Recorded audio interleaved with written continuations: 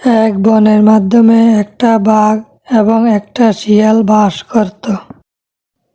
বাঘ ছিল বনের রাজা আর শরীরে ছিল প্রচুর শক্তি এবং অনেক সাহস, সেজন্য বাঘকে সবাই সম্মান করত। অন্যদিকে শিয়াল ছিল অনেক বুদ্ধিমান এবং চতুর, কিন্তু শারীরিকভাবে অনেক দুর্বল। তারপর একদিন শিয়াল বাঘের সামনে পড়ে গেল। বাঘ এদিকে আসছিল।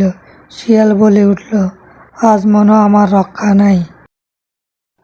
বাঘও শিয়ালকে দেখে মনে মনে ভাবতে লাগলো, যাক, আজকে আমার খাদ্য পেয়ে গেছি, শিয়ালকে আমি খেয়ে নিব। এই কথা বলে উঠল, শিয়াল এদিকে আয়। শিয়াল ভাবতে লাগলো কি করে বাঘ থেকে রক্ষা পাওয়া যায়। সেই জন্য শিয়াল একটা ফন্দি পাকা শুরু করলো। শিয়াল বাঘকে বলল, আপনি আমাকে খাবেন না, আমি আপনার জন্য খাবার তৈরি করে রেখেছি, চলুন আমরা ওখানে যাব। এ কথা বলে শিয়াল বাঘকে নিয়ে চলতে শুরু করলো। বাঘ বলে উঠল, শিয়াল, তুই আমার সাথে চালাকি করবি না। তুই যদি আমার সাথে চালাকি করস তাহলে তোর রাজ রক্ষা নেই। তুই আমাকে কই নিয়ে যাবি? শিয়াল তখন বলে উঠল, চলুন পাশের জঙ্গলে। এ কথা বলে দুজনে হাঁটতে শুরু করলো। তারপর শিয়াল আর বাঘ হাঁটতে লাগলো। তারা পাশের জঙ্গলে যেতে লাগলো। পাশের জঙ্গলে এসে বাঘ বলল, কই, কোনো কিছু দেখতে পাচ্ছি না। তুই আমাকে কি খাওয়াবি? এখানে তো কিছুই নেই।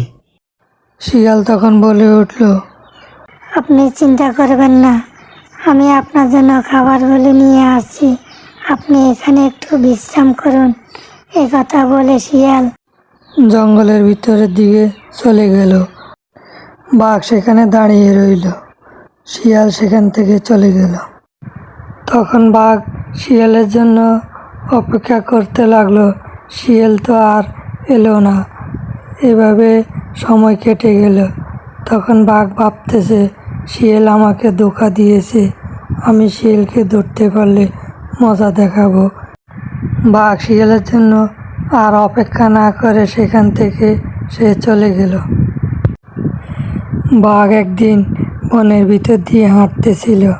হাঁটতে হাঁটতে যে দেখে শিয়াল একটি গাছের নিচে বসে আছে। তখন বাঘ শিয়ালকে দেখে বলল, আজ কোথায় পালাবি? আজ তোকে আমি খাবো। একথা বলে শিয়ালকে ধরতে গেল। ধরে শিয়ালকে খেয়ে ফেলল হাও মাও করে।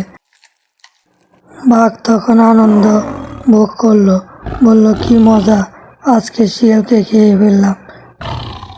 শিয়ালটিকে খেয়ে বাঘ সেখান থেকে চলে গেল। আমাদের ভিডিওটা শেষ হয়ে গেল।